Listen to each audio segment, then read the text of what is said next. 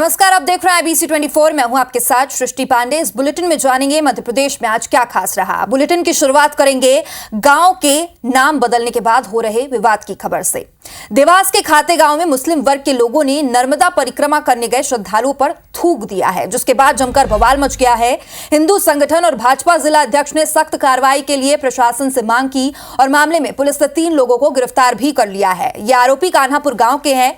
कान्हापुर, जिसका नाम पहले तमखान था। कुछ दिन पहले बीजेपी जिला संगठन की मांग पर मुख्यमंत्री डॉक्टर मोहन यादव ने 54 गांव के नाम बदलने की घोषणा की थी, जिसमें से एक गांव तमखान भी है, जिसका नाम अब कान्हापुर हो गया है। इसलिए थूकने की घटना को गांव का नाम बदलने के बाद मुस्लिम वर्ग के विरोध के रूप में देखा जा रहा है। हालांकि बीजेपी जिला अध्यक्ष ने कार्रवाई का स्वागत किया है और कड़ी कार्रवाई की मांग की है।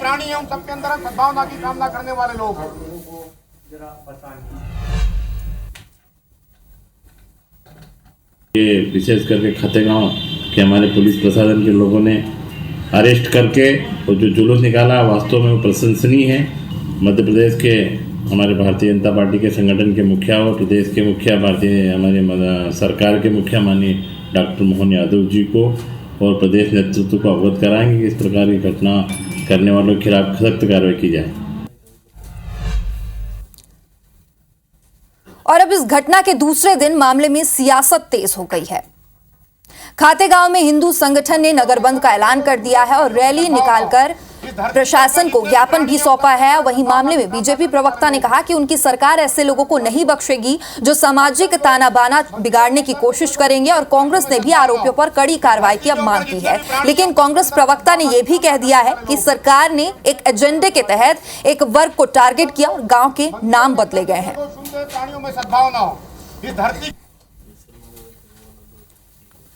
किसी भी कुप्रयास को मध्य प्रदेश की सरकार बर्दाश्त नहीं करेगी। कोई भी अगर धार्मिक सद्भाव को बिगाड़ने का प्रयास करेगा, अशांति फैलाएगा, तो सख्ती से निपटा जाएगा। सभी लोगों के खिलाफ मामला दर्ज किया गया और कोई ऐसा करेगा तो उसे छोड़ा नहीं जाएगा। थूकना बहुत दुर्भाग्यजनक है और हमारे देश में इसको बहुत बुरा माना जाता है, बहुत असभ्य।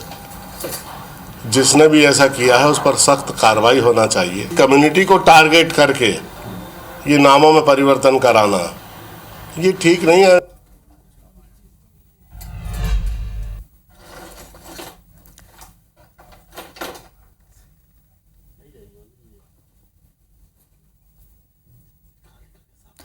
तो खबर तो आपने देख ली। अब जानते हैं कि खबर की खबर क्या है और ज्यादा जानकारी के लिए हमारे संवाददाता भोपाल से हमारे साथ जुड़ चुके हैं। नवीन कुमार सिंह हमारे साथ जुड़े हुए हैं। नवीन, नर्मदा परिक्रमा के दौरान श्रद्धालुओं पर थूकने वाले आरोपी उसी गांव के हैं जिसका नाम बदला गया है, तो क्या अब गांव के नाम बदलने के बाद उसके विरोध में ऐसी घटनाएं हो रही है?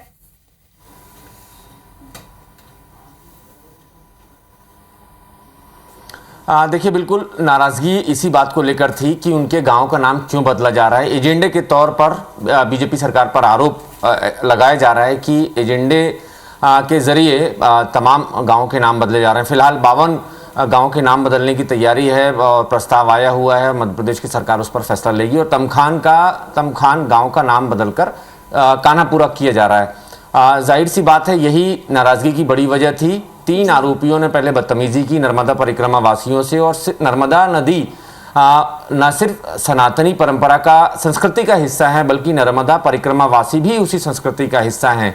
नर्मदा घाट पर ये बिल्कुल एक बड़ा सा कल्चर बन गया है और उनके साथ, श्रद्धालुओं के साथ इस तरीके का व्यवहार करना, बदसलूकी करना बड़ा भारी पड़ रहा है। 3 लोगों के खिलाफ कार्रवाई हो गई है, जुलूस निकाला है, आज शहर पूरा बंद रहा। 3 दिन का अल्टीमेटम जो हिंदू संगठन है उन लोगों ने दिया है प्रशासन को कि अगर 3 दिन के भीतर बाकी और आरोपियों के खिलाफ कार्रवाई नहीं हुई तो फिर से शहर बंद कराएंगे। हिंदू संगठनों की मांग है कि जो 3 आरोपी गिरफ्तार हुए, इनके अलावा 2 और धर्म गुरु हैं जो मस्जिद में थे और उन्होंने भी अभद्रता की है श्रद्धालुओं के साथ। सिर्फ उस ठीक है नवीन, तो फिलहाल तो 3 लोगों की गिरफ्तारी हो गई है, लेकिन एक बड़ा सवाल यह भी है कि एक गांव के लोग अगर ऐसा प्रदर्शन कर रहे हैं तो अभी 53 गांव और बाकी है जिनके द्वारा प्रदर्शन किया जा सकता है। तो देखना होगा कि सरकार इस पर किस तरीके से नियंत्रण करती है। फिलहाल बहुत बहुत शुक्रिया हमारे साथ जुड़ने के लिए। अगली खबर इंदौर से, जहां पर केमिकल फैक्ट्री में आग लग गई है। फायर ब्रिगेड की 3 गाड़ियां आग बुझाने में जुटी हुई है। आग लगने का कारण अज्ञात बताया जा रहा है, लेकिन हादसे में कोई जनहानि नहीं हुई है। चंदन नगर थाना क्षेत्र की यह घटना है। इंदौर की ये तस्वीरें, जहां पर आग का तांडव देखने को मिला। केमिकल फैक्ट्री में यह आग लगी है। आग लगने के बाद धुएं का गुबार दूर तक देखा जा रहा है और हादसे में किसी प्रकार की कोई जनहानि नहीं हुई है।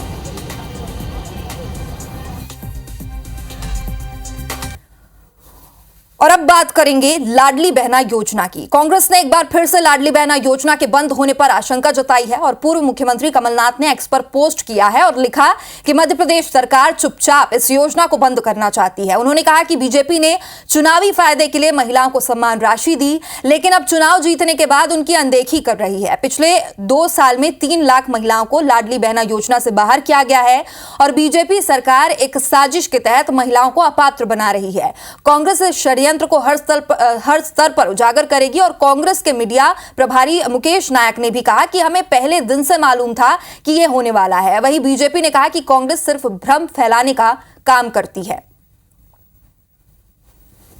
स्कीम चालू की थी इन्होंने, तभी आशंका जताई थी। पहले तो इन्होंने कहा जो 60 वर्ष से ऊपर की महिला हो गई है उसको हम लाडली बहना योजना का लाभ नहीं देंगे।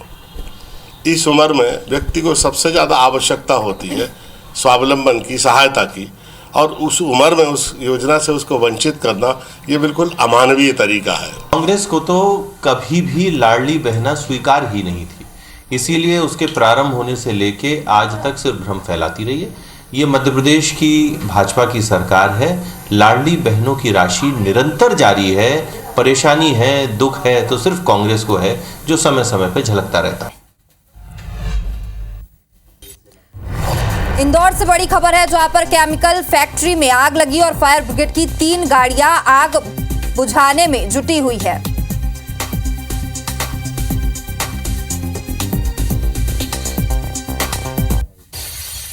और इंदौर से बड़ी खबर है, जहां पर मंत्री कैलाश विजयवर्गीय का बयान सामने आया। उन्होंने कहा शिवाजी नहीं होते तो मैं कैलाश नहीं कलीमुद्दीन होता। शिवाजी के कारण मुगल मालवा में प्रवेश नहीं कर सके हैं।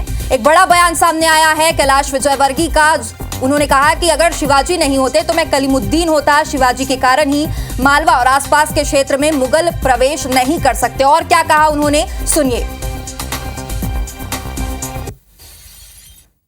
आज यदि हिंदू धर्म जिंदा है, यदि मेरा नाम कैलाश है, तो उसका कारण है कि शिवाजी महाराज ने पूरे मालवा, छत्तीसगढ़, इस सब पर अपना अंग्रेजों को, मुगलों को घुसने नहीं दिया।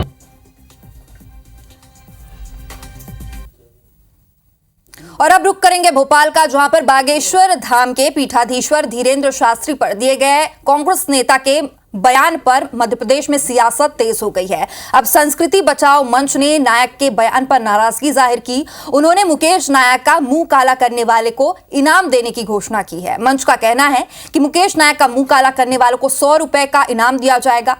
दरअसल मुकेश नायक ने कहा था कि बागेश्वर बाबा को सनातन का ज्ञान नहीं है, जिसके बाद यह मामला गर्मा गया था।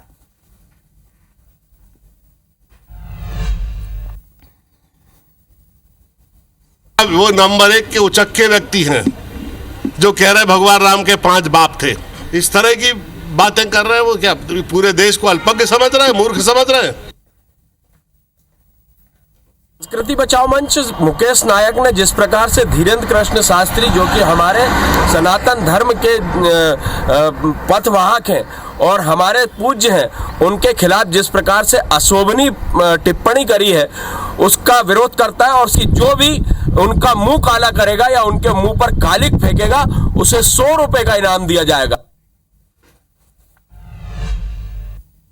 बात करेंगे मासूम शिवाय की। ग्वालियर के 7 साल के मासूम शिवाय गुप्ता अपहरण का मामला जोरों शोरों में चर्चा में है। हालांकि भगवान का शुक्र है कि बच्चा सही सलामत है और अब अपने माता पिता के पास पहुंच चुका है, लेकिन पुलिस अब एक के बाद एक आरोपियों को दबोचने लगी है और आज ग्वालियर पुलिस ने इस अपहरण के मुख्य आरोपियों को भी गिरफ्तार किया है। इन्होंने ही अपहरण की वारदात रची थी और साथ ही 1 करोड़ रुपए फिरौती वसूलने का प्लान भी बनाया था। ये मुरैना पहुंचा। मुरैना में इन्होंने जो बाकी के आरोपी थे उनके साथ मंत्रणा की और मंत्रणा करने के बाद इनको लगा कि बच्चे को रिहा कर देने में ही हमारी भलाई है, नहीं तो हमारी जल्दी ही हम पे कार्रवाई होगी। तो उसके बाद बच्चे को रिहा किया गया, अब सबके संज्ञान में है। इनकी जो मोनू सिंह गुर्जर और भूरा सिंह गुर्जर से पूछताछ हुई है तो इस केस में टोटल 7 आरोपी अभी नाम उजागर हुए हैं, 7 आरोपी इस केस में बनाए गए हैं। इधर रीवा जिले के एक महाविद्यालय में सामूहिक नकल करने का मामला सामने आया है। स्टूडेंट्स की सोशल मीडिया में ये वीडियो वायरल हुआ।